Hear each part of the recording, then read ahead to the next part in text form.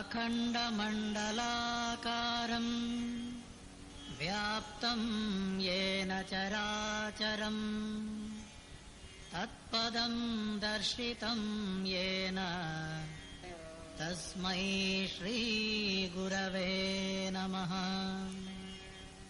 तस्मै श्रीगुरवे नमः।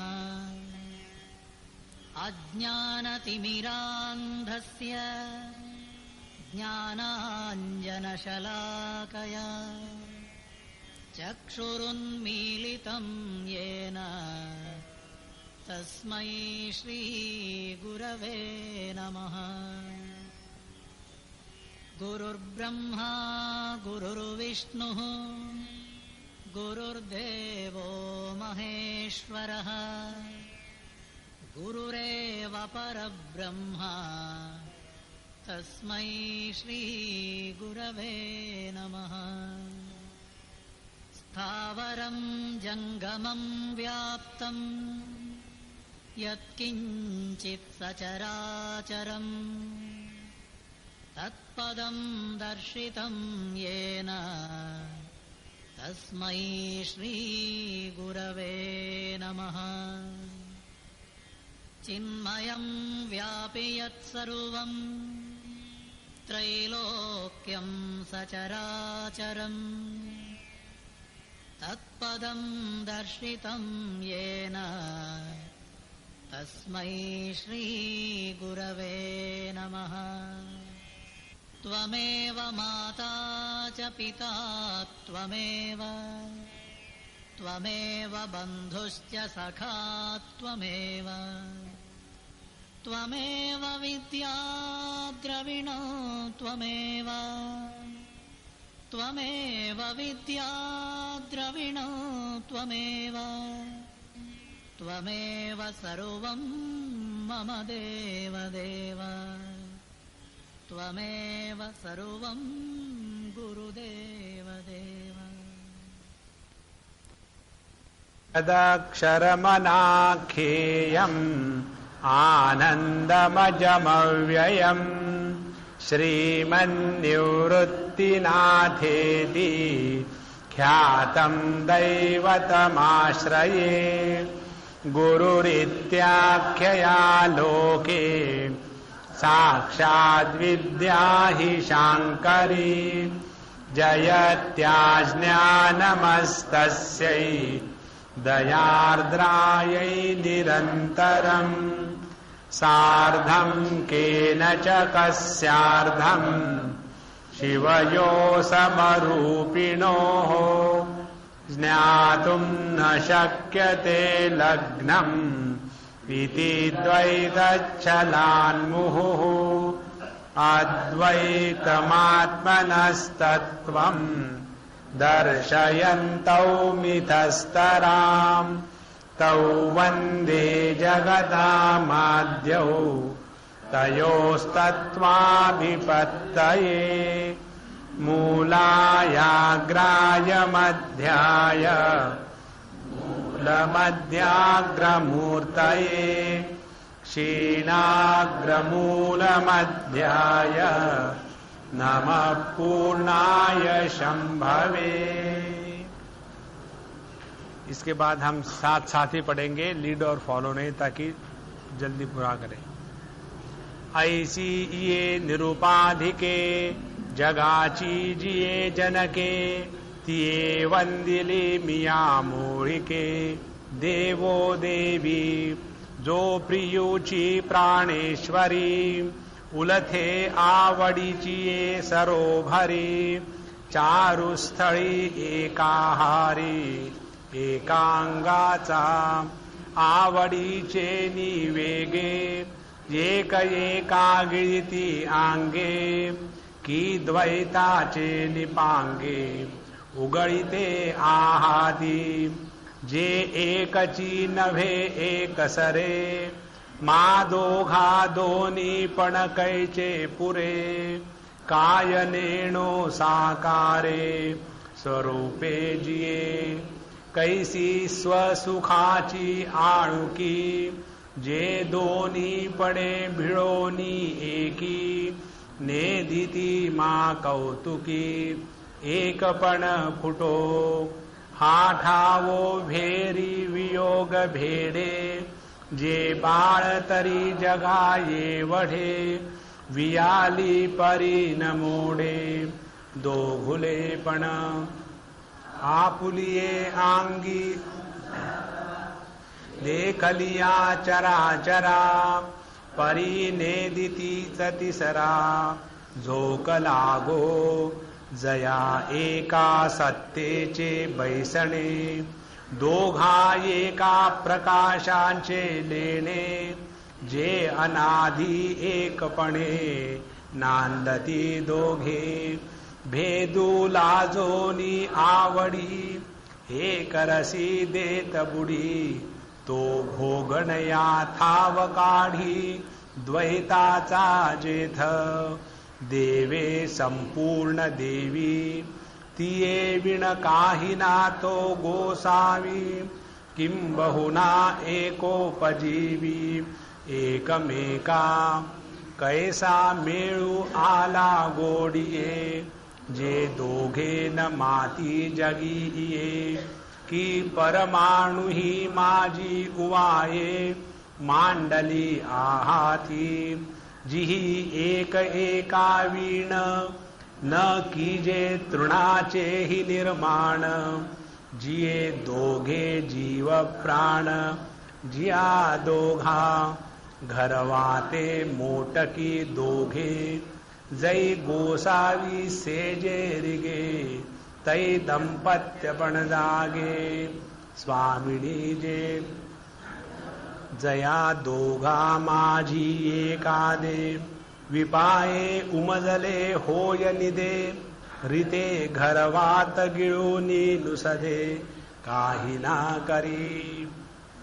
इस जगत में यह शिव शक्ति का विलास जो चल रहा है, इस सृष्टि को समझने का एक ही एकमात्र ऐसा तरीका है कि जिसमें किसी भी प्रकार का संदेह जीवन में नहीं रह सकता, और वो एकमात्र तरीका ये है कि यह संपूर्ण सृष्टि परमात्मा की लीला मात्र है। इसमें बाकी किसी भी प्रकार के विचार की आवश्यकता नहीं। जहां हमने इस जगत को भगवान की लीला के रूप में स्वीकार किया तो उसमें गुस्से में गुस्सा नहीं होता, प्रेम में प्रेम नहीं होता, मृत्यु में मृत्यु नहीं होता, पैदाइश में जन्म नहीं होता, अपनों में अपनापन नहीं होता, परायों में परायापन नहीं होता। यह सभी संबंधों के रहित होकर के रहना, यही आत्म तत्व की उपलब्धि। हमारे स्वामी जी कहते थे, रिलेशनलेस रिलेशनशिप। हम इस जगत में ऐसे रहे कि सबके साथ रहे लेकिन किसी के ना बने। जहां हम किसी के कोई बने तो बन गए बनावटी, और जहां बनावटी बन गए अपनी असलियत को खो बैठे। यही बात यहां बताते हैं कि यह संपूर्ण सृष्टि क्या है। कैसा मेळू आला गोड़िए जे दोखे न माती जगिए कि परिमाणु माजी ही उवाए मांडली आहाती। यह संपूर्ण सृष्टि परमात्मा की शिव शक्ति के रूप में विलास ही है और बाकी कुछ नहीं है। और इन दोनों का प्रेम ऐसा है कि इनके प्रेम की अभिव्यक्ति संपूर्ण सृष्टि का नाटक चल रहा है, और ये दोनों एक दूसरे के प्रति इतने समर्पित है, एक दूसरे से इतना प्रेम करते हैं कि जिही एक एका वीणा न कीजे तृणाचे ही निर्माण। इस संपूर्ण सृष्टि में एक भी वस्तु ऐसी नहीं जिसमें शिव और शक्ति, परमात्मा और उसकी क्षमता, ये दोनों का अभाव हो। और इस प्रकार ये एक दूसरे के लिए जीव प्राण के जैसे है। यहां तक हमने पिछले बार देखा था विस्तार से। अब घरवाते मोटकी दोघे जय गोसावी सेजे रिगे तई दंपत्यपणे जागे स्वामिनी जी। अब जरा इसको ध्यान समझ लेना। यह जो संसार चल रहा है परमात्मा का, और इस परमात्मा ने ही पति पत्नी का रूप लिया है शिव शक्ति के रूप में, और ये दोनों ही है मात्र इस संपूर्ण सृष्टि में, शिव और शक्ति। और इन दोनों में से जब गोसावी सेजे रिगे, जब यह शिवजी गोसावी स्वामी जब सोने को निकल पड़ते हैं, जब वो सो जाते हैं, तब पत्नी ये नहीं कहती कि आप तो बड़े खर्राटे मार रहे हो और मुझे बच्चों को देखना पड़ता है। आहा, कहते हैं तई दंपत्यपणे जागे। दोनों का रोल, पति का रोल और पत्नी का रोल, ये दोनों का रोल बच्चों के दृष्टि से मां बाप होकर के पत्नी ही सब कुछ देखती है, क्योंकि पतिदेव कहां गए, सो रहे हैं। तो दंपत्यपणे जागे स्वामिनी जी।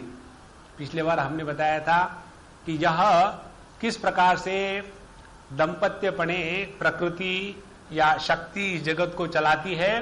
तो वही शक्ति स्थूल जगत का रूप लेती है, जिसको हमने अपरा प्रकृति के द्वारा समझा भगवान कृष्ण की भाषा में। और वही परमात्मा की यह जो शक्ति है वह परा प्रकृति का रूप लेकर के जीवभूत होकर के जीव भाव को प्राप्त हो जाती है। और यह जीव और जगत, इनका संबंध नियमयुक्त चलाने के लिए, इन दोनों का नियंत्रण कराने के लिए वही परमात्मा ईश्वर के रूप में अभिव्यक्त हो रहा है। और ये सब कुछ होते हुए भी उदासीन वदासीनम असक्तम तेषु कर्मसु, परमात्मा इन सब से उदासीन होकर के किसी के भी साथ कोई आसक्ति न रह करके रहते हुए भी यह सृष्टि, यह संसार बढ़िया अपने मस्ती में चल रहा है। ये बात उन्होंने कही, तई दंपत्यपणे जागे स्वामिनी जी। तो यह संपूर्ण विश्व इस शक्ति का ही विलास मात्र है। अब जया दोघा माजी एकादे विपाये उमजले होय निदे तरी रिते घरवात गिणुनी नुसधे काही ना करी। अब ये दो जो है शिव और शक्ति, इन दोनों में से एक को भी आप ठीक से पकड़ लो, या तो शक्ति को पकड़ो या तो शिव को पकड़ो। तो यदि हमने शक्ति को पकड़ लिया तो शिव जी की प्राप्ति होगी, क्योंकि शिव जी अकेले घूमने कहीं नहीं जाते, हमेशा वो शक्ति को साथ में ले जाते हैं। या तो फिर शिव जी को पकड़ो तो शक्ति अपने आप साथ आ जाएगी। इसको भी हमने पिछले बार विस्तार से देखा था। शक्ति की उपासना करना माने इस संपूर्ण अभिव्यक्त जगत को परमात्मा रूप से देख करके उनकी सेवा करना, यह हो गई शक्ति की उपासना। और शिव की उपासना करना माने हम अपने ध्यानाभ्यास इत्यादि के द्वारा अपने स्वरूप में निष्ठा प्राप्त करने का जो ब्रह्माभ्यास है उसको चलाते रखना। अब दो में से कोई भी मार्ग अपने जीवन में ले आवे तो घरवात गिणुनी नुसधे काही ना करी। फिर व्यक्ति को अनुभव आ जाता है कि हाँ, द्वैत की जो प्रतीति हो रही थी, तो द्वैत की प्रतीति में द्वैत नहीं है, एक ही अद्वैत तत्व द्वैत के रूप में अभिव्यक्त हो रहा है। इस प्रकार से घरवाद गिणुनी नुसधे काही ना करी। यहां तक देखने के बाद अब 15वें इसमें कहते हैं भगवान, दोहो आंगाची आटणी गिवसित आहाती ये कपणी जाली भेदाचिया वहानी आधा दीजिए। यह जो संपूर्ण सृष्टि का नाटक चल रहा है ये कैसा है, दोहो आंगाची आटनी, शिव और शक्ति, ये दो प्रकार से जो अभिव्यक्त हो रहे हैं, गिवसित आहाती ये कपणी, और इसलिए एक दूसरे के प्रति इतने प्रतिबद्ध है, इतने प्रेम करते हैं कि एक दूसरे को पकड़ने के लिए हमेशा तैयार। माने क्या, हमारी आंखें स्वाभाविक रूप रंग के तरफ अपने आप जाएगी। हमको बच्चों को पढ़ाना नहीं पड़ता कि देखो बेटा आंखों से देखते हैं सुनते नहीं। हमको बच्चों को बताना नहीं पड़ता कि देखो कान से सुनते हैं खाते नहीं। यह जो शिव और शक्ति, देखने वाला जो शिव और यह संपूर्ण जगत शक्ति, इन दोनों का संबंध अपने आप ही एस्टैब्लिश है। यही बात इसमें कहते हैं, दोहो आंगाची आटनी गिवसित आहाती ये कपणी। और जहां रूप रंग विषय और उसको देखने वाली आंखें और मन जहां एक स्थान पर आ गई, वहां शिव तत्व की उपलब्धि हो गई। इस प्रकार से जाली भेदाच्या वहानी आधा दीजिए। तो तात्पर्य क्या निकला? तात्पर्य ये निकला कि एक ही परमात्मा तत्व अपने पूर्णता की अभिव्यक्ति की मस्ती के कारण वही एक स्थान पर विषय बना है और दूसरे स्थान पर विषयी बना है। और यह विषय और विषयी इन दोनों का संबंध जहां प्रस्तावित हो गया, वहां विषय का आनंद जो है वो वास्तविक परमानंद ही है। ये न समझने के कारण हम लोग सोचते हैं कि जगत में आनंद भरा हुआ है। इस प्रकार से झाली भेदाच्या वहानी आधा दीजिए। और आगे कहते हैं, विशो एकमेकांची जिये, जिये एकमेकांची विषयी इये, जिये दोघी सुखिये, जिये दोघी। अब देखो, ये बड़ा सुंदर विचार है। ये शिव और शक्ति एक दूसरे के प्रति विषय और विषयी ये दोनों भाव रखते हैं। अब ये जरा वेदांत की प्रक्रिया है। शिव और शक्ति ये एक दूसरे को विषय रूप में भी ग्रहण करते हैं और विषयी बनते हैं, और एक दूसरे का विषय बन करके दूसरे को विषयी बनाते हैं। माने क्या? जैसे जब समझो हम अपने हाथ की ये 2 उंगलियां हैं, इन 2 उंगलियों से अंगूठे से जब हम अपने तर्जनी को खुजलाएंगे तो अंगूठा हो गया खुजलाने वाला और तर्जनी हो गई खुजलाई गई, लेकिन दोनों तो मैं ही हूं ना। अब फिर एकदम पोजीशन दूसरी कर ली। ये तर्जनी ने अंगूठे को खुजलाया तो अंगूठी ये तर्जनी बन गई खुजलाने वाली और अंगूठा बन गया खुजलाया गया। इसी प्रकार से एक जगह लिखते हैं कि यह जो शिव शक्ति है, कभी तो शिव जी विषयी बन करके शक्ति का भोग लेते हैं और शक्ति बन जाती है भोग्य वस्तु, और कभी कभी शक्ति बन जाती है विषयी और शिव का भोग करने लग जाती है। इस प्रकार से विषो एकमेकांची जिये, जिये एकमेकांची विषयी इये। तो हम लोग प्रत्येक व्यक्ति we are simultaneously a subject and an object. प्रत्येक व्यक्ति युगपद विषय और विषयी होता है। जैसे हम किसी के पीछे दौड़ रहे हैं तो हम बन गए विषयी, और वो वस्तु जिसके पीछे दौड़ रहे हैं वो बन गया विषय। और कभी कभी उल्टी बात हो जाती है, हम बन जाते हैं विषय और दूसरा बन जाता है विषयी।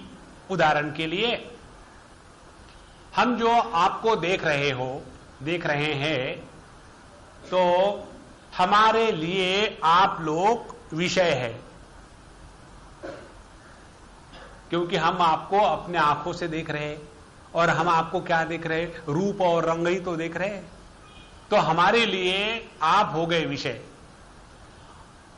और यद दृश्यम तज्जड़म, है ना? तो हमारे लिए तो भैया आप लोग जड़ हो, तो आप हमको भले जड़ कहो, तो आप भी कहेंगे महात्मा जी जरा सुनने को तैयार हो जाओ। हाँ जी बताओ। फिर हम भी यही कहेंगे कि हम है चैतन्य और आप हो जड़, क्योंकि आप भी तो हमारे आंखों का विषय बन रहे हैं। तो मतलब क्या निकला? मतलब ये निकला कि मैं युगपत साइमल्टेनियसली विषयी भी हूं और विषय भी हूं। और इसी को संपूर्णता के दृष्टि से देखें तो यह संपूर्ण विश्व क्या है? यह संपूर्ण विश्व, यह जो शिव शक्ति का जो विलास है, यही एक दूसरे का विषय विषयी भाव से चल रहे। अब यह स्थूल दृष्टि से देखने के बाद अब जरा सूक्ष्म दृष्टि से समझे। विषो एकमेकांची जिये, एकमेकांची विषयी ये। अब शिवजी शक्ति का आधार है और शक्ति शिवजी के ऊपर आश्रित है। तो जब शिवजी को हम शक्ति का आधार कहेंगे तो इन दोनों में संबंध स्थापित हो जाएगा, आधार और अध्यस्थ संबंध। क्योंकि जब तक शिवजी नहीं होंगे तब तक के शक्ति का अस्तित्व नहीं है, और जब तक के शक्ति नहीं होगी शिवजी को कोई रिकॉग्नाइज नहीं करेगा। इस प्रकार से जो शिवजी अपने अस्तित्व के कारण शक्ति को स्थान जगत में देते हैं, वही शिवजी शक्ति के कारण शिवजी है ये जगत को मालूम पड़ता है।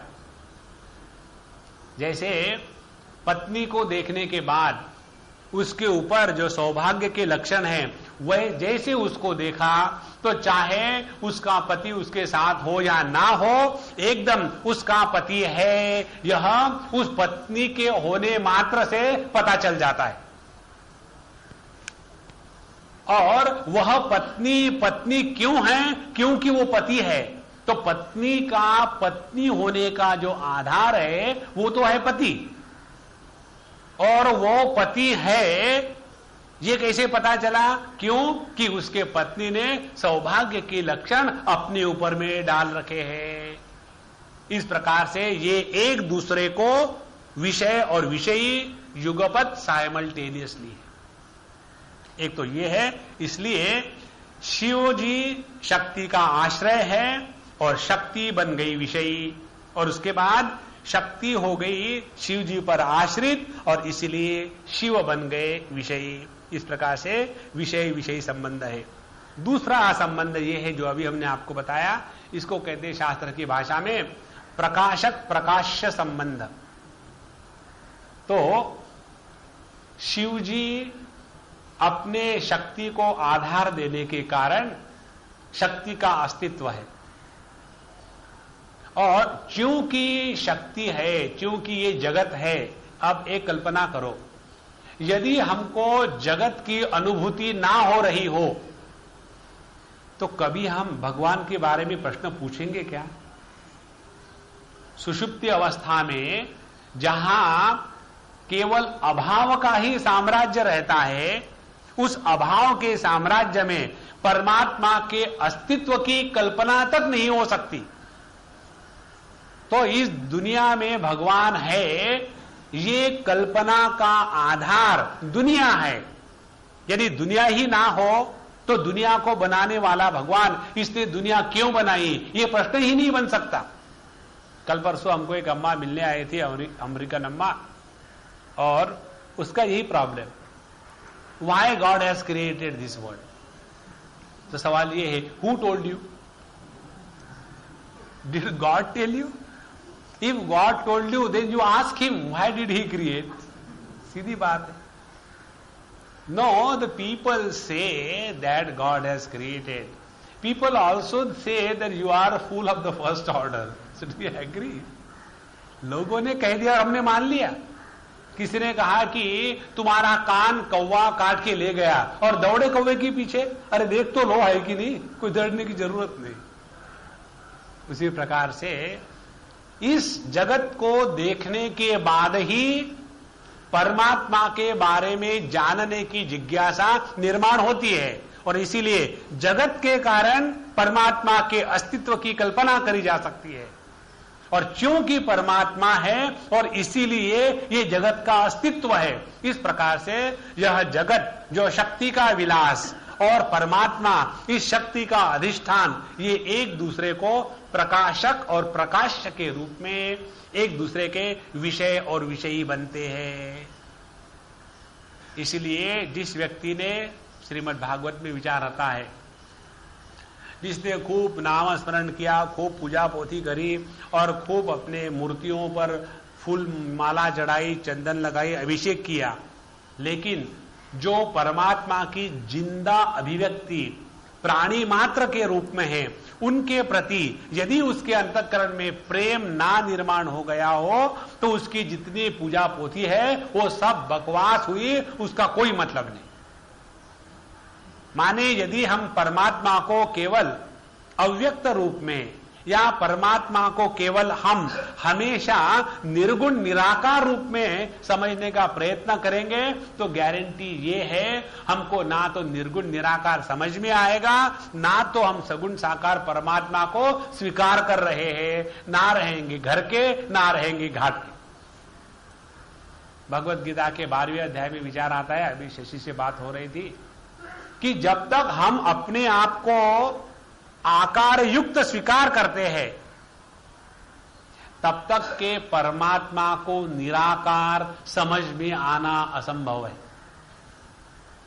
पहले अपने आप को तो देखो, जीव यदि निराकार होते हुए भी आकार को धारण कर सकता है, जीव का कौन सा आकार है?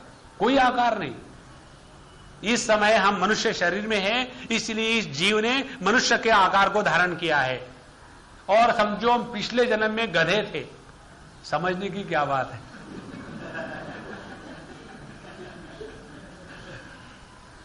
है ना? पिछले जन्म में यदि हम गधे थे तो उससे वे हमारा आकार तो वैसे हो गया था ना।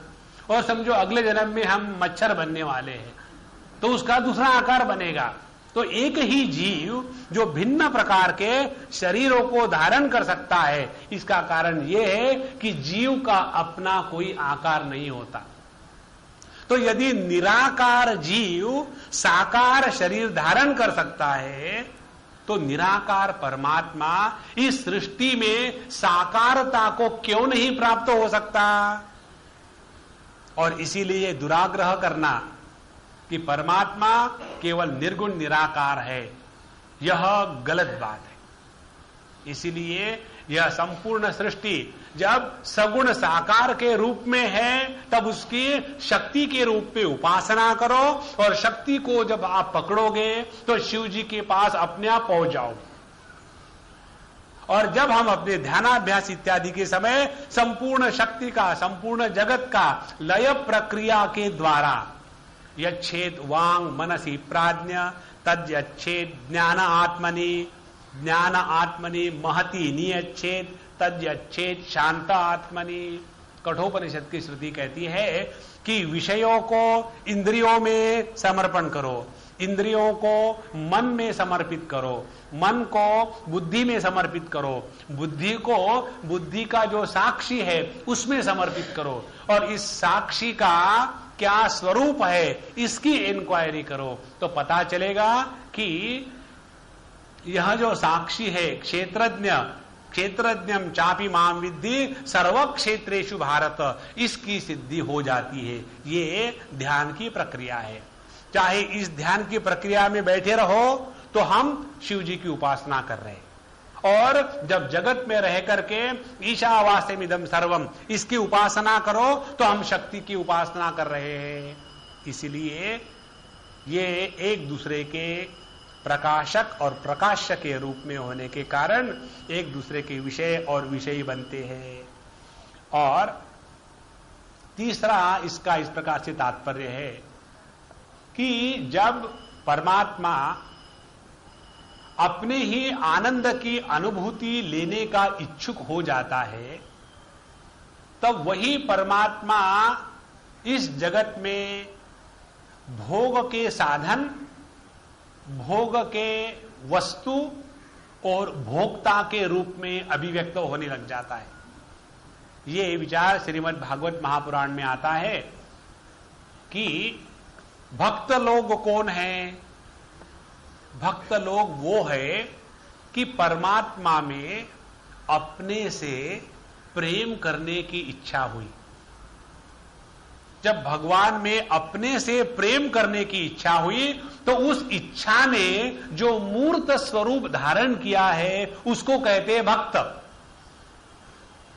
जब परमात्मा को अपने ही रूप का दर्शन करने की इच्छा हुई तब वही परमात्मा की इच्छा इस संपूर्ण सृष्टि में आंखों के रूप में अभिव्यक्त हुई। जब परमात्मा को अपने ही रस का स्वाद लेने की इच्छा हुई तो वही परमात्मा संपूर्ण सृष्टि में जिह्वा के रूप में, रसनेन्द्रिय के रूप में अभिव्यक्त हुआ है। जब परमात्मा को सुगंध लेने की इच्छा हुई तो वही परमात्मा इस संपूर्ण सृष्टि के प्रत्येक प्राणी मात्र के घ्राणेन्द्रिय के रूप में अभिव्यक्त हुआ।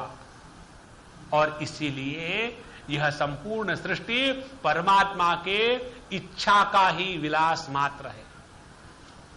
और इसीलिए जब परमात्मा की इच्छा हो गई तो परमात्मा बन गया विषयी और यह सृष्टि बन गई उसका विषय। और यह त्रिषु धामसु यद भोक्ता भोगम भोगश्च यद भवेत्, तो जो इस तीनों धामों में कहीं तो भोक्ता बन करके रहता है, कहीं तो भोग बन करके रहता है, या कहीं भोग्य वस्तु बन करके रहता है, तीनों स्थानों में एक ही तत्व है। इस प्रकार से परमात्मा बन गया विषयी और यह संपूर्ण सृष्टि का नाटक, उपभोग, अनुभव इत्यादि बन गए विषय। अब उल्टी बात, जब यह प्रकृति संपूर्ण जगत को प्राप्त करने वाले ज्ञानेन्द्रिय इत्यादि और इन ज्ञानेन्द्रियों का मालिक जीव इन सब को छोड़ देना चाहता है, वो विषयों का त्याग कर रहा है, अपने इंद्रियों को कंट्रोल में ला रहा है, अपने मन के वृत्तियों का निरोध कर रहा है। काहे को कर रहे महाराज ये सब चीजें? अब हमको पिया मिलन को जाना है, बस बहुत हो गया इस दुनिया में रहना, अब हम खूब घूम लिए हैं।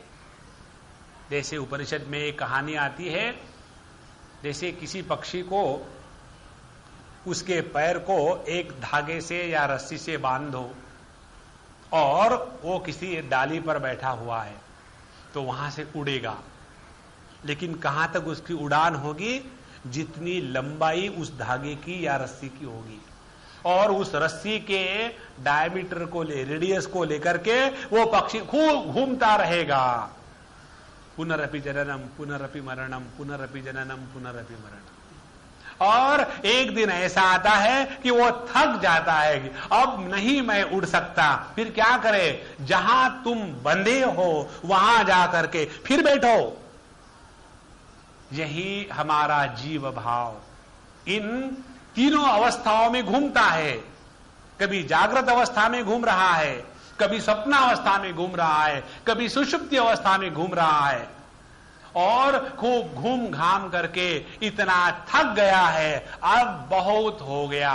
जब ये थकावट आ जाती है तो यह प्रकृति अपने आप एनफोल्डमेंट करने लग जाती है। तब इस प्रकृति का माने जीव का विषय जगत नहीं रहता, तब जीव का विषय बन जाता है परमात्मा। इस प्रकार से जीव बन गया विषयी और इस विषयी जीव का विषय बन गया परमात्मा। जिस जीव के जीवन में परमात्मा को विषय बनाने की सद्बुद्धि आ जाती है, समझ लेना प्रभु की कृपा उस पर पूरी हो गई। ये इसका मतलब है।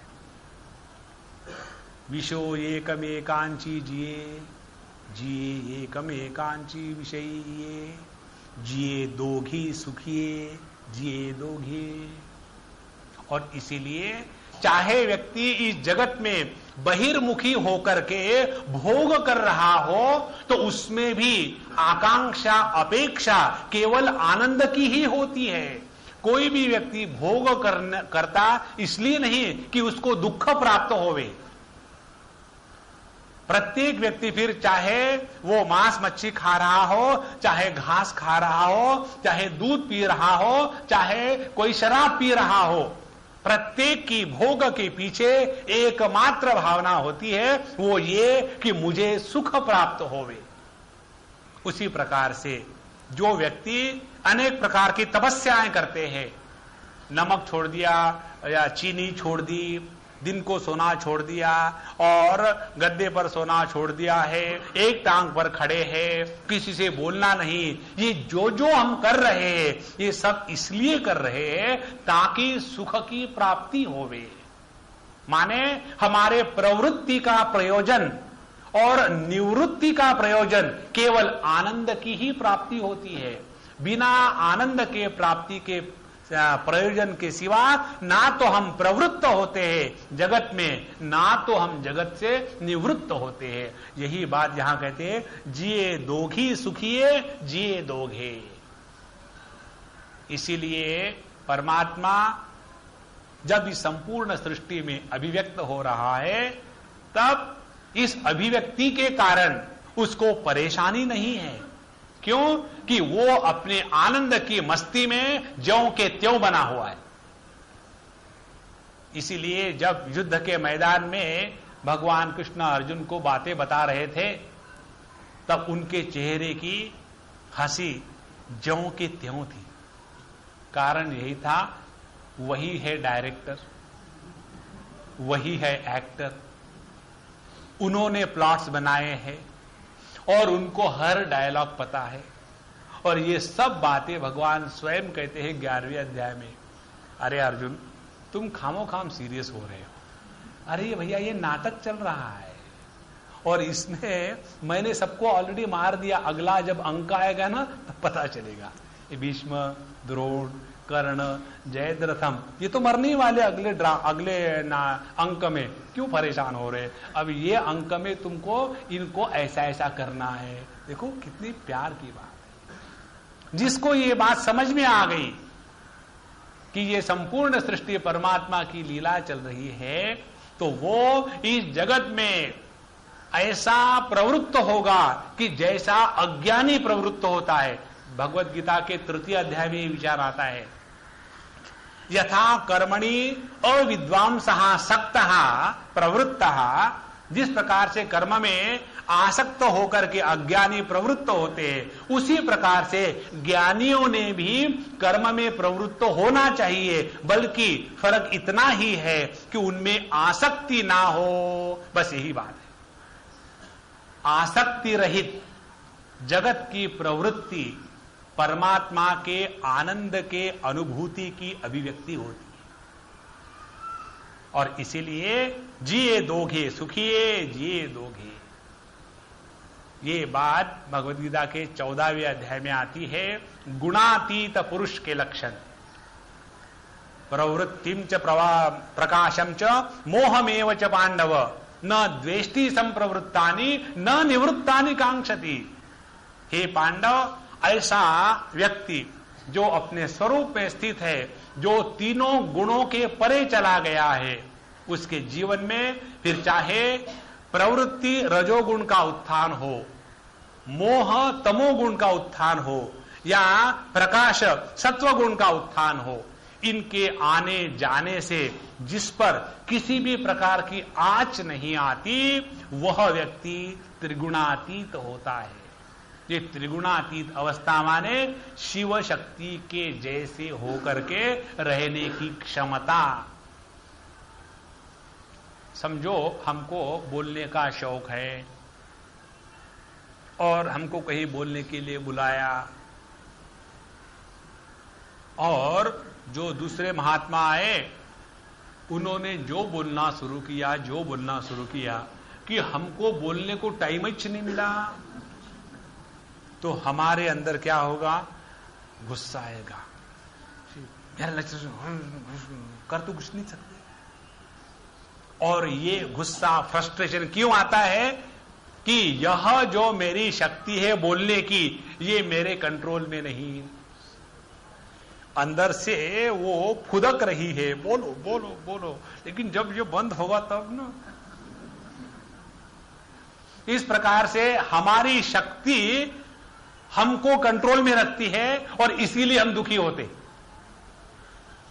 यदि ये स्पष्ट ज्ञान हो व्यक्ति को, चाहे हमको बोलने के लिए बुलाया हो और दूसरा ही बोले जा रहा है, तो उसकी भी मुख से मैं ही बोल रहा हूं, क्योंकि बोलने की शक्ति का आधार एक शुद्ध चैतन्य है और वही तो मैं हूं। फिर क्या फर्क पड़ता है कि मैं इस मुख से बोल रहा हूं या उस मुख से बोल रहा हूं।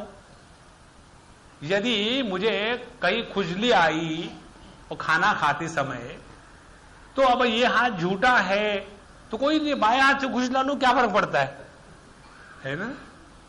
क्योंकि दोनों हाथों में मैं ही हूं। और प्रयोजन क्या है? प्रयोजन यह है कि दूसरे के कान बंद रखना है, तो बोलने दो, क्या फर्क पड़ता है।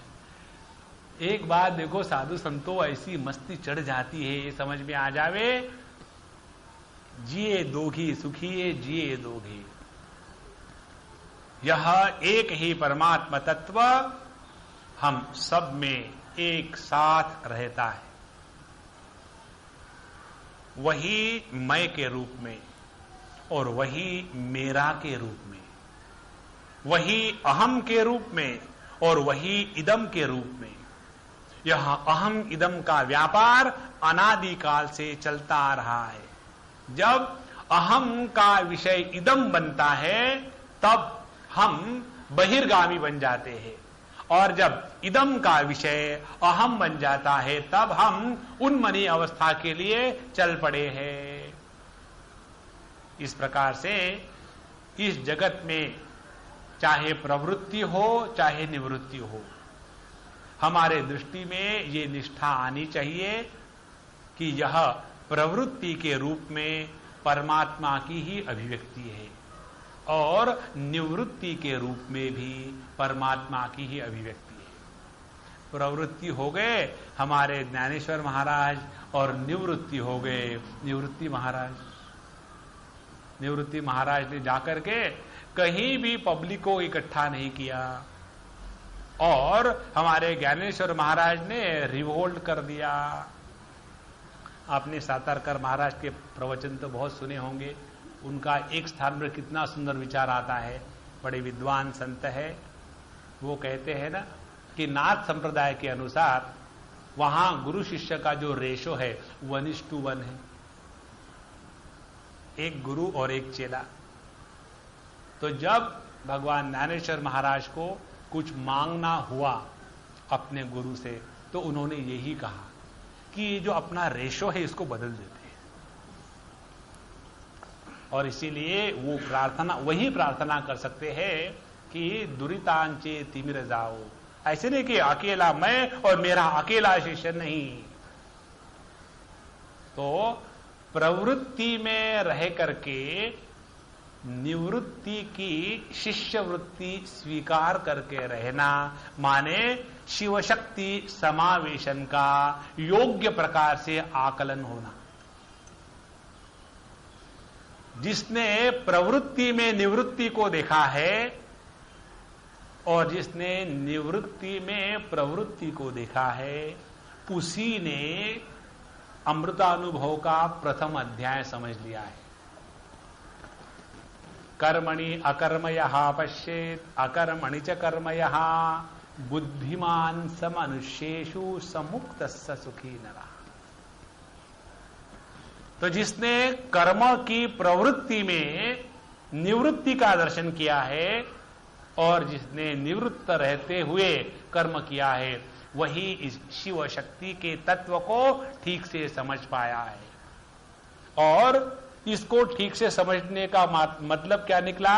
मतलब ये निकला, जिए दोघी सुखिए। उस व्यक्ति के जीवन में दुख की छटा भर भी नहीं होती, हमेशा मस्ती बनी रहेगी, हमेशा आनंद बना रहेगा, हमेशा मौज होती रहेगी। यह जो आनंद है, यह आनंद किसी वस्तु पर अवलंबित नहीं है। आनंद का अर्थ ही है कि परावलंबता से छुटकारा पाना माने आनंद की प्राप्ति होना। Independence in existence is bliss. तो यह संपूर्ण सृष्टि इसी शिव शक्ति का विलास चल रहा है। इसलिए जब शिव जी शुद्ध परमात्मा तत्व सृष्टि के पहले आराम से बैठे हुए महाराज, कोई जरूरत है लेकिन वो अपनी ही शक्ति को जागृत करते हैं। इच्छा शक्ति को जागृत कर दिया। इच्छा शक्ति को जागृत करने के बाद एको हम बहुश्याम, जहां एको हम बहुश्याम परमात्मा ने कहा, वहां परमात्मा बन गया विषय और बहुश्याम शक्ति की अभिव्यक्ति बन गई विषय। और वही जीव भाव को प्राप्त हुआ परमात्मा फिर अपने स्वरूप के चिंतन में लग करके साक्षी भाव को प्राप्त होकर के फिर अपने स्वरूप को देखना जब प्रारंभ कर देता है, तब प्रकृति बन गई विषय और परमात्मा उसका बन गया विषय। और यह नाटक अनादिकाल से चलता आ रहा। अब उस दिन हम थे हमारे शिव जी के कमरे में, आश्रम में। रोज हम न्यूज देखते हैं, वहां जाकर के 10 मिनट टाइम पास हो जाता है। तो एक बार हम बीच में से उठ के आए किसी कारण से, और उस कमरे में कोई था नहीं। और उसके बाद हमने शिव जी को फोन किया, शिव जी माफ करना, और वो जो अम्मा है उसको भी हमारी माफी कह देना। तो कौन सी अम्मा? मैंने वो जो न्यूज पढ़ रही थी, मैं तो चला आया, बेचारी को दुख हुआ होगा कि देखो अच्छे खासे सुन रहे थे, मैं बोल रही हूं और ये चले गए उठ करके। तो उनको भी समझ में आया, जोर से हंस दिए। उसी प्रकार से ये अनादिकाल से चलता आ रहा है। ये ऐसा ही होता है, इसमें किसी को बुरा अच्छा लगने की कोई बात नहीं। यह शिव शक्ति, वही परमात्मा, वही शिव, वही शक्ति। स्त्री पुरुष नाम भेदे शिवपण एकले नांदे, सकल जग आधादे पड़े जिही। देखो, केवल भेद, देखो केवल भेद स्त्री पुरुष इसमें नाम मात्र है। स्त्री पुरुष नाम भेदे, नाम भेद माने नाम मात्र। देखो 2-3 प्रकार की बातें आती है शास्त्रों में। शायद तत्व की प्रक्रिया, समझाने की प्रक्रिया अनेक प्रकार की है। उसमें 2-3 मुख्य वाद है। एक को कहते हैं परिणामवाद, एक को कहते हैं विवर्तवाद, और एक को कहते हैं अजातवाद। अब परिणामवाद किसको कहते हैं? परिणामवाद माने जैसे दूध का दही बन गया, दूध का परिणाम बन गया दही। अब ये जो इसमें भेद है, दूध और दही, ये एकदम भेद है। दूध दही नहीं हो सकता, फिर दही से दूध नहीं बन सकता। इसको कहेंगे वास्तव भेद, रियल अलग अलग, जैसे भाई बहन इत्यादि अलग अलग है। फिर दूसरा आ जाता है विवर्तवाद। विवर्तवाद में यह है कि भेद दिखते हुए भी भेद नहीं है। पति पत्नी कभी 2 नहीं होते। पति पत्नी भले 2 हो, लेकिन जब झगड़े का विषय एक होता है तब इकट्ठे हो जाते। तो भाई और बहन कभी भी एक नहीं हो सकते, वो हमेशा द्वैत रहेंगे। लेकिन पति पत्नी दोनों होते हुए भी एकता का ही प्रतिपादन करते हैं। और इसीलिए पति पत्नी का जो भेद है, इसको विवर्त भेद कहते। विवर्त भेद माने भेद जैसे दिखता जरूर है लेकिन होता नहीं। और तीसरा भेद है जिसको कहते हैं अजातवाद की दृष्टि। अजातवाद माने जिसमें कुछ हुआ ही नहीं, न निरोधो न च उत्पत्ति, न बद्धो न च साधकः। ना तो जगत का निर्माण हुआ, ना तो जगत का नाश हुआ, ना तो कोई बंधन में है, ना तो किसी की मुक्ति हुई, ना तो कोई साधक है, ना तो किसी को कुछ प्राप्त करना है। इसको कहते हैं अजातवाद। इस अजातवाद की दृष्टि से कहते हैं जैसे समुंदर की लहर और समुंदर, इसमें क्या भेद है? तो समुंदर और समुंदर की लहर क्या भिन्न है? तो उसी प्रकार से स्त्री पुरुष नाम भेदे, केवल कहने के लिए मात्र है कि हां भाई समुंदर की लहर और समुंदर दोनों अलग थोड़ी है। उसी प्रकार से स्त्री पुरुष नाम भेदे, शिवपण एक ले नाम दे, एक ही परमात्मा शिव और शक्ति, शक्तिमान और शक्ति, इन दोनों के रूप में अभिव्यक्त हो रहा है। और इसीलिए जग सकल आधा दे पड़े जिनी, और इसलिए संपूर्ण जगत इस एक ही परमात्मा की 50-50% शिव और शक्ति के रूप में अभिव्यक्ति हो गई। अब देखो, जिनको इस तत्व का ज्ञान हो या जो इस तत्व के ज्ञान के अनुसार अपने विचारधारा को चलाते हैं, वो कभी भी इस प्रकार की बात नहीं करेंगे अपने अंतःकरण में कि स्त्री पुरुष को एक दर्जा दिया जाए। स्त्री का सौंदर्य स्त्री होने में है, पुरुष का सौंदर्य पुरुष होने में है। जहां हम इस बात को समझ ले अंतःकरण में, तो व्यावहारिक जगत में जो होना है होने दो, उससे कोई लेना देना नहीं हमको। लेकिन यदि हमेशा हम इसी चीज को लेकर के अपने आप को दुखी करेंगे और हमेशा इस विचार को रखेंगे, तो जीवन में हमको कोई सुखी नहीं कर सकता। इसीलिए एक ही तत्व परमात्मा, उसने ही एक रूप लिया है प्रकृति का और एक रूप लिया है पुरुष का। तो स्त्री पुरुष नाम भेदे, नाम भेदे माने नाम मात्र, शिवपण एक ले नांदे। और इस प्रकार से ये संपूर्ण जगत उसी एक परमात्मा की अभिव्यक्ति है। अब यदि हमको नाटक में काम करने के लिए हमारे डायरेक्टर ने बताया कि देखो तुम बन जाओ नौकर और तुम बन जाओ मालिक, और हम दोनों भी उस डायरेक्टर के प्रति समर्पित है, तो यदि हमारा समर्पण अपने डायरेक्टर के प्रति होगा तो क्या हम उससे झगड़ा करेंगे और उसके बाद नौकर और मालिक का जो ड्रामा कर रहे उसमें झगड़ा करेंगे? नहीं, हम तो यही कहेंगे देखो भाई हमारे डायरेक्टर साहब ने इस नाटक में हमको नौकर बनाया है, तुमको मालिक बनाया है, तो हम बढ़िया नौकर का काम करेंगे और तुम बढ़िया मालिक का काम करो। उसी प्रकार से हमको इस जन्म में परमात्मा ने आदमी का शरीर दिया है तो आदमी के जैसा कार्य करे, स्त्री का शरीर दिया है तो उसके अनुसार चले। श्रीमद् भागवत पुराण कहती है कि जितने पुरुष इस जन्म में पुरुष है वो पहले जन्म में स्त्री होते हैं, और जितनी स्त्रियां इस जन्म में स्त्रियां हैं वो पिछले जन्म में पुरुष होती है। क्योंकि पुरुष का मन स्त्री के शरीर के प्रति आकर्षित है, और जब उसने उस शरीर का त्याग कर दिया तब उसके मन ने स्त्री का आकार ऑलरेडी धारण किया होता है। तो यम यम भावम स्मरण त्यजत्यंते कलेवरम, तो अगले जन्म में वही कन्या के रूप में महात्मा जी आ गए। और इसीलिए इस छोटी मोटी चीज को लेकर के स्त्री बड़ी है कि पुरुष बड़ा है, स्त्री मोटी है कि पुरुष मोटा है, ये तो शरीर के ऊपर डिपेंड करता है, वैसे कोई बड़ा छोटा नहीं होता। तो स्त्री पुरुष नाम भेदे, शिवपड़ एक ले नांदे, हे जगड़ सकड़ आधा दे पणे जिही। अब यह संपूर्ण जगत में यह शिव शक्ति दोनों ही 50% है, तो यही शिव शक्ति हम अपने में ढूंढने।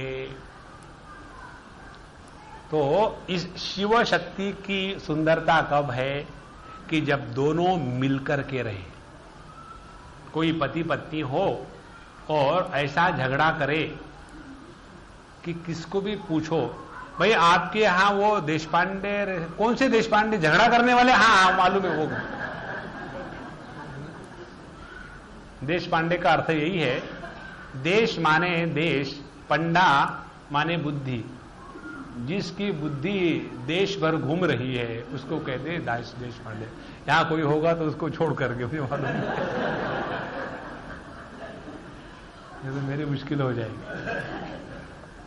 तो यह स्त्री पुरुष का पति पत्नी के रूप में एकत्र होने में जो सौंदर्य है वो और इससे बढ़कर किसी में नहीं है।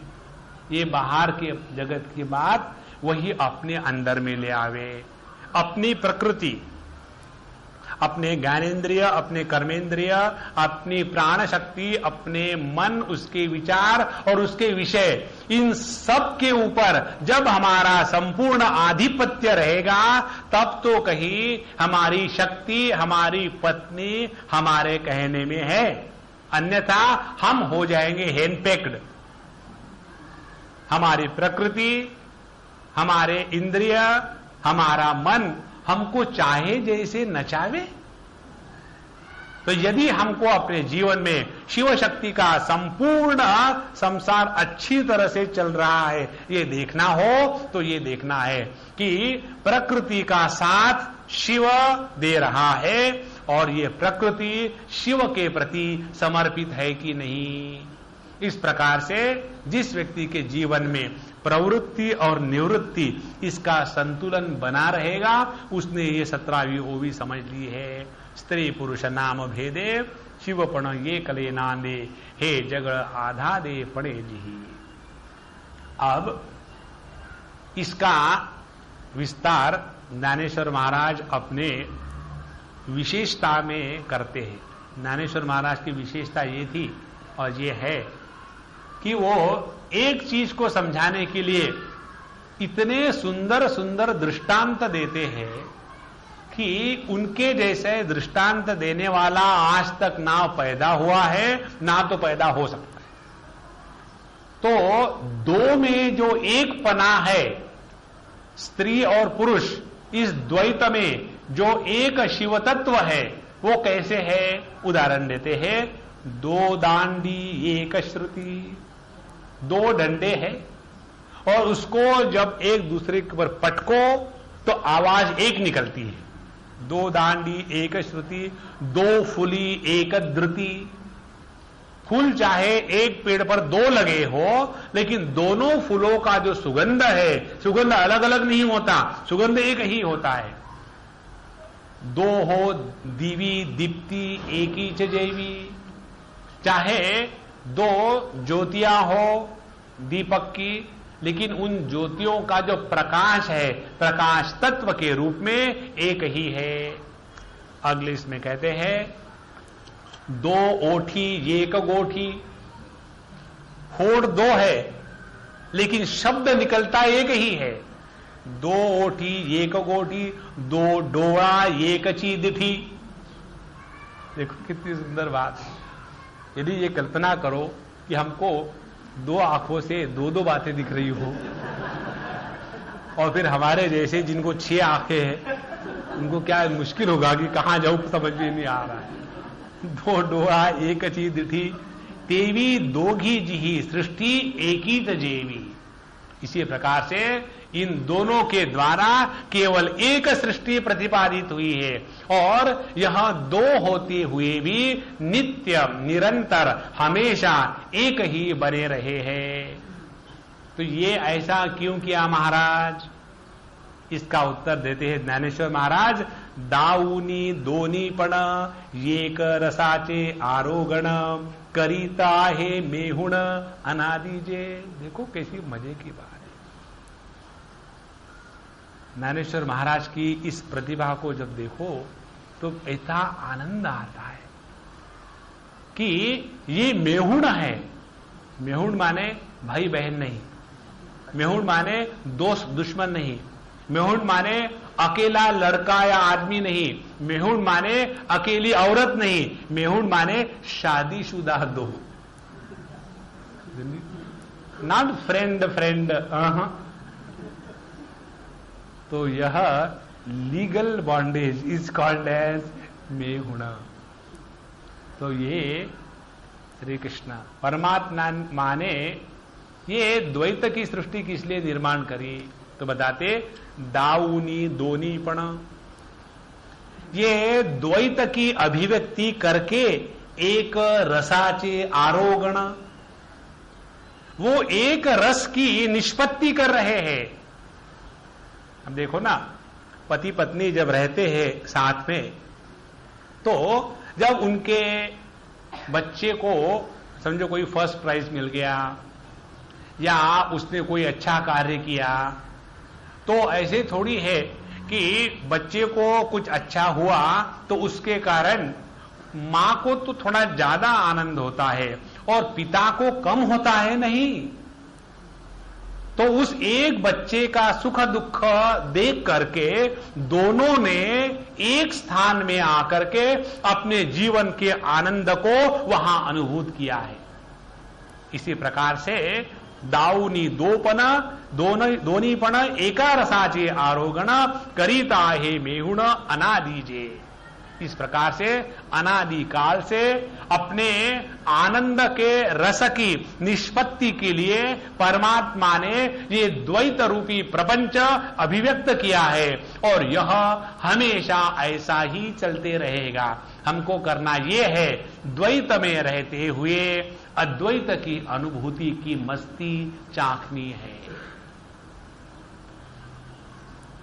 अकेले अकेले रह करके जब परमात्मा बोर हो गया और उसीलिए उसने सोचा एको हम बहुश्याम, तो हम लोग इस द्वैत का तिरस्कार क्यों करें, इस द्वंद्व का तिरस्कार क्यों करें। यह संपूर्ण द्वंद्वात्मक और द्वैतात्मक सृष्टि जैसी है वैसी ही परमात्मा की अभिव्यक्ति हो रही है। अब इसको ढूंढना हो, एक सिंपल टेक्निक हम आपको देते हैं। आप खाने के लिए बैठो, कैसे बैठो, कन्हैया की मस्ती में बैठो, फिर मिर्ची उठाओ और खाओ, और बहुत तीखा लगेगा उस समय हा हा करो, पानी मांगो, लेकिन समझो कि उस हा हा में कन्हैया लाल बैठा हुआ है। It doesn't matter whether you are eating sweet or pungent things. प्रत्येक स्थान में हमारे जीवन के प्रत्येक अनुभूति का अधिष्ठान वही तत्व है। जिस व्यक्ति की इस द्वैत के अनुभूति में, द्वैत के अभिव्यक्ति में अद्वैत की अनुभूति की प्रक्रिया प्रारंभ हो गई है, वह व्यक्ति साधना कर रहा है। लेकिन हम लोगों की क्या बात हो जाती है कि हम किसी एक अनुभव में इस प्रकार से उलझ जाते हैं कि वह अनुभव हमारे सर पर इतना चढ़ जाता है कि हम अपना होश खो बैठते हैं, क्योंकि ज्यादा जोश में आ गए। इसीलिए दुनिया में रहना है तो ज्यादा जोश की कोई आवश्यकता नहीं, सब ठीक ठाक चलेगा। इस जन्म में नहीं हुआ रियलाइजेशन तो क्या फर्क पड़ता है। और खत्म क्यों करना ड्रामा, है ना।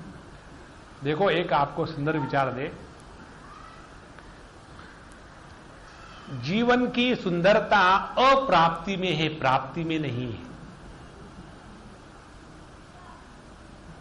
जब तक हमने भगवान बद्रीनाथ जी के दर्शन नहीं किए, हर बार प्लानिंग करो जाना है, और कन्हैयालाल की जब मर्जी होती है तब जाना पड़ता है। अपने मर्जी से कोई कुछ नहीं कर सकता, लेकिन अपन को लगता है अपन तो कुछ भी कर सकता है, और बड़ा बड़ा प्लानिंग करते हैं।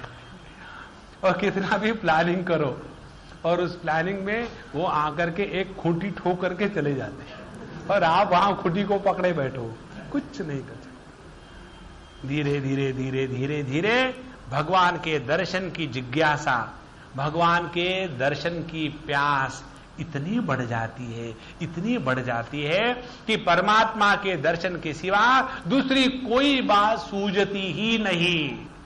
और जब भगवान देखते हैं कि अब इसको दर्शन देना ही चाहिए, नहीं तो बेचारा अब मरेगा, तब आकर के भगवान अपने आप इस प्रकार के प्रसंग को खड़े कर देते हैं कि हमको बिना अपने प्रयत्न के उनके पास बुलवा लेते हैं।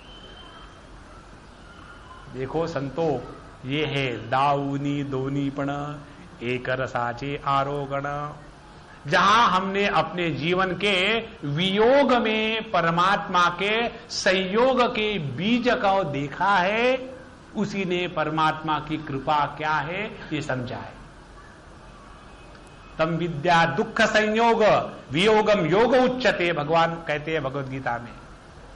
तो जिस व्यक्ति ने वियोग में परमात्मा के साथ योग होने की प्रक्रिया का बीज छिपा हुआ है, इसका दर्शन किया है, उसी को दृष्टि प्राप्त हो रही है। और यही आशीर्वाद कुंती माता मांगती है भगवान कृष्ण से। हे भगवान, तुमको जिसको जो देना है दे दो, मुझे कोई फर्क नहीं, मुझे तो भैया तुम परेशानी दो। कुंती माता आपको परेशानी क्यों दे? आप सिंधी हो क्या?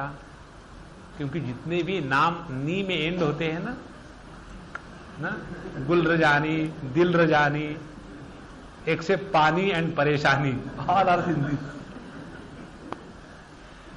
तो जब भगवान को कहा कि हे भगवान, हमको दुनिया भर की परेशानी दे दो, तो क्यों आपको परेशानी क्यों चाहिए? बोले परेशानी इसलिए चाहिए कि भगवान, प्रत्येक परेशानी के बाद आप निश्चित हमारे जीवन में आए हैं।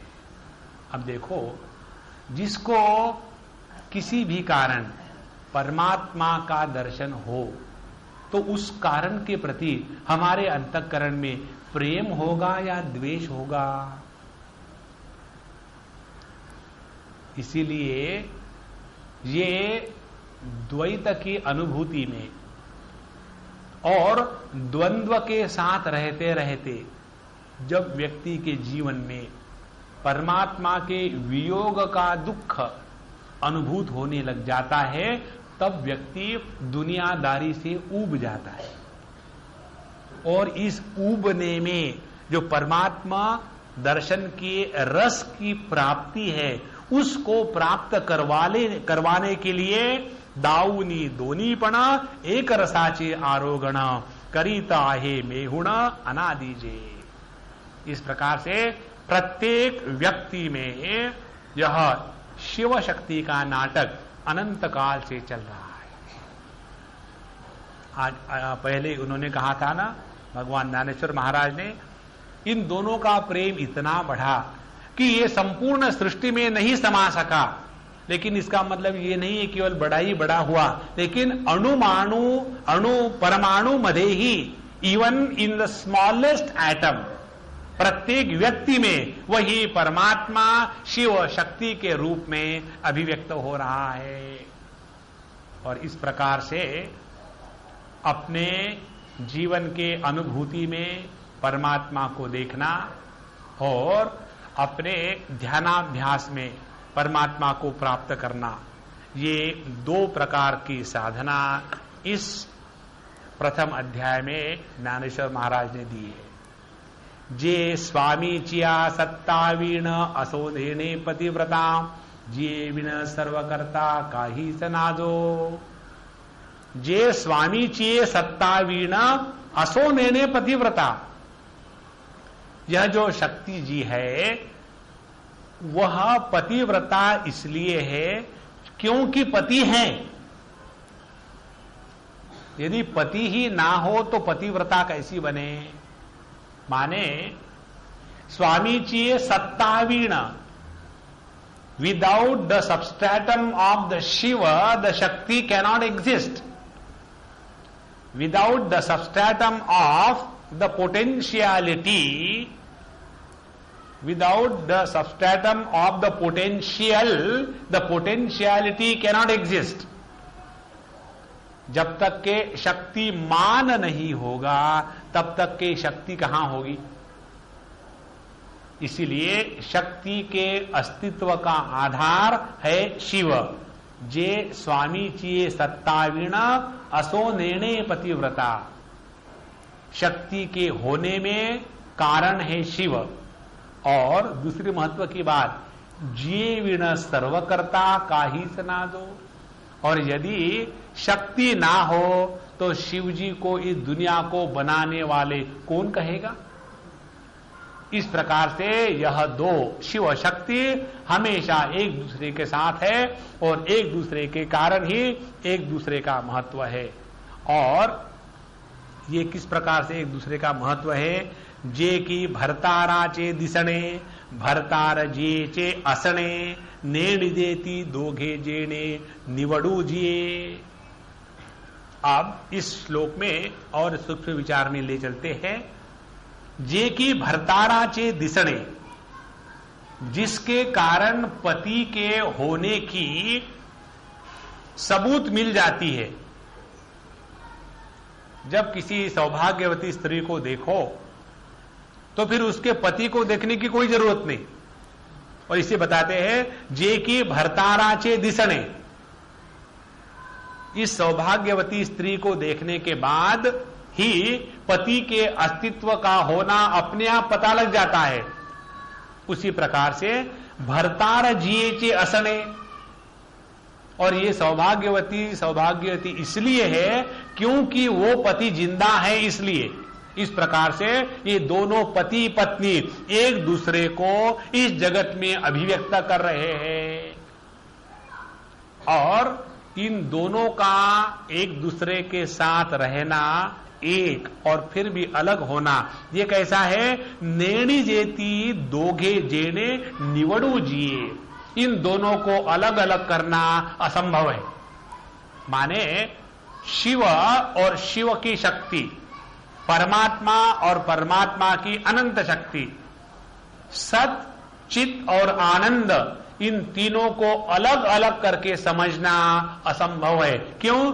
कि जो सत है वही चित है, जो सत और चित है वही आनंद है, और जो सत चित आनंद है वही अनंत है। और इसीलिए भले हम कहने के लिए कहे कि शिव शक्ति पति पत्नी, लेकिन ये दोनों केवल एक मात्र है। और इसीलिए इन दोनों को अलग अलग करना असंभव। कैसे? गोड़ी आणी गुळू, कापूर आणी परिमळू, निवडू जाता पांगुळू निवाड होए। जिस प्रकार से गुड़ और उसकी मिठास अलग अलग करके देखो, कापूर आणी परिमळू, कर्पूर और उसका सुगंध, निवडू जाता, जब हम उसको अलग अलग करने का प्रयत्न करेंगे तो पांगुळू निवाड होए। This attempt to separate them from each other is futile. It cannot yield any fruits. क्यों? कारण क्या है कि मिठास और गुड़ ये कहने के लिए दो शब्द है, लेकिन तत्वतः एक ही है। कर्पूर और परिमळ, उसका सुगंध, कहने के लिए दो शब्द है, लेकिन एक ही है। गुड़ हो गया आधार और उसकी मिठास वो हो गई गोड़ी, माने उसकी मिठास। तो यह आधार आधेय दोनों अलग नहीं है, एक ही है। उसी प्रकार से कर्पूर और परिमळ। फिर आगे बताते, ऐसा यह जो शिव तत्व है, जो शिव और शक्ति इस द्वैत में अभिव्यक्त होते हुए भी एकमात्र है। अब इसकी बात बताते हैं कि यदि हम समग्र दीप्ति घेता जेवी दीपची ये हाता तेवी जियेचिया तत्वता शिवची लाभे। यदि हम किसी दीपक के संपूर्ण प्रकाश को ग्रहण करना चाहे, एक दीपक का समझो यहां रख दिया और उसका प्रकाश जितना इस कमरे में हो गया, हम चाहते हैं कि इस दीपक का पूरा प्रकाश हम ग्रहण करें, तो क्या करना पड़ेगा? हमको वो दीपक को ही उठाना पड़ेगा।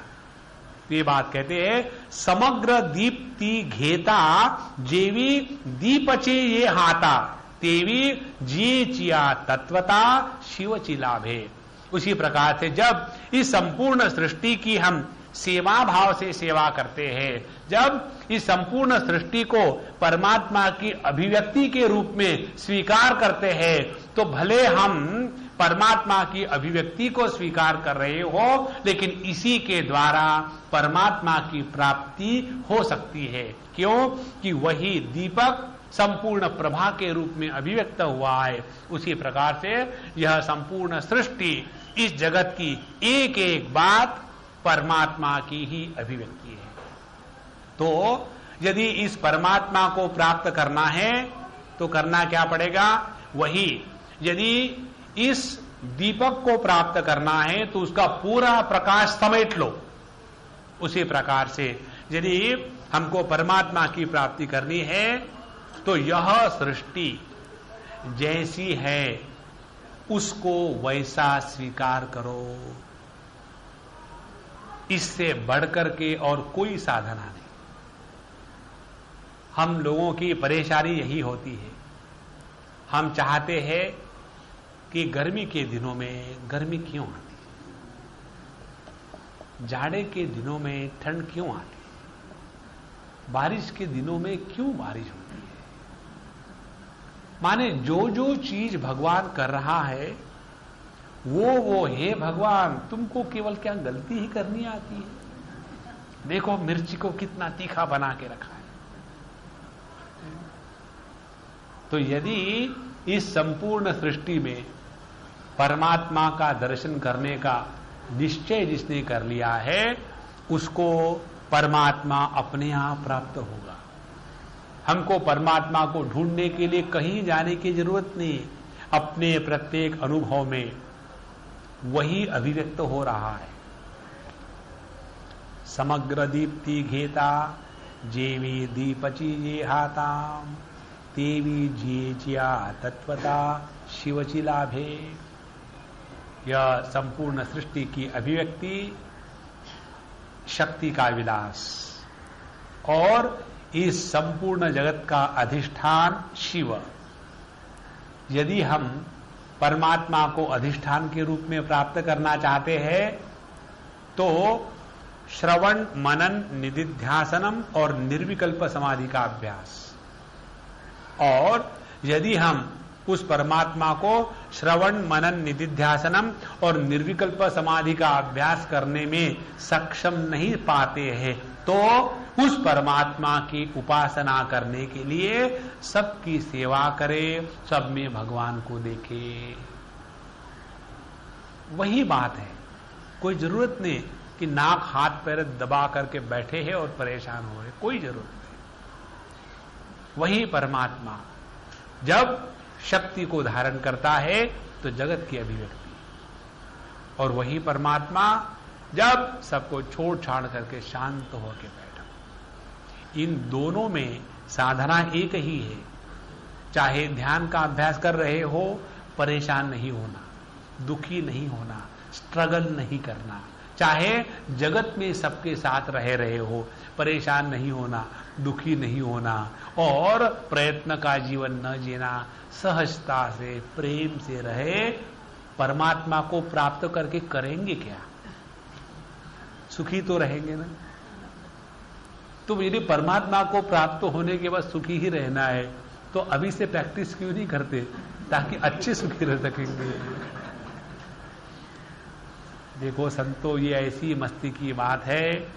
समग्र दीप्ति घेता जेवी दीपची ये हाथा देवी जिया तत्वता शिवची लाभे। ये बात फिर आगे भगवान कहते हैं अनेक प्रकार के उदाहरण दे करके। ये उदाहरण भी बड़े सूक्ष्म हैं, अच्छे हैं। श्री कृष्णा श्री कृष्णा श्री कृष्णा।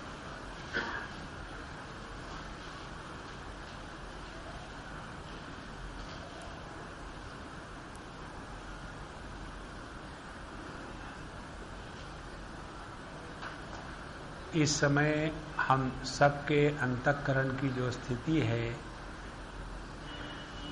इसमें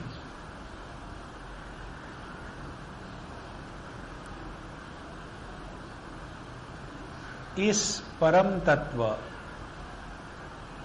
की जो शिव शक्ति के रूप में अभिव्यक्ति है, अब उनका एकीकरण हो चुका है।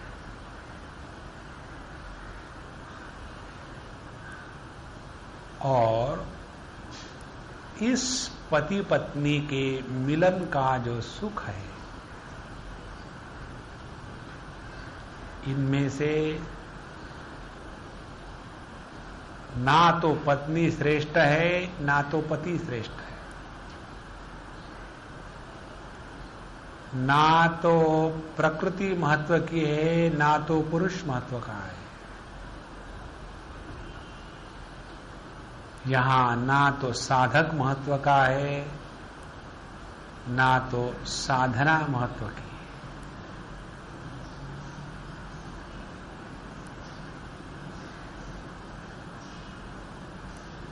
यह केवल शुद्ध जो अस्तित्व है, जिसमें हमारी क्रिया शक्ति, ज्ञान शक्ति और इच्छा शक्ति, इन तीनों का संपूर्ण समर्पण अपने स्वरूप में हो चुका है। अब ना तो हमारी कोई व्यक्तिगत इच्छा है, ना तो हमारा कोई व्यक्तिगत ज्ञान है, ना तो हमारी कोई व्यक्तिगत क्रिया है। ईश्वरेच्छा, ईश्वर का ज्ञान और उसी ने रखा है जहां वैसा ही रहे। यह इच्छा, ज्ञान और क्रिया, इन तीनों के अभाव में जो शुद्ध सदाशिव तत्व है, वह मैं हूं।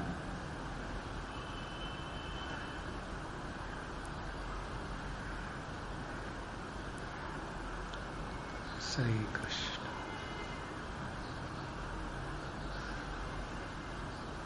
ओम पूर्णमदः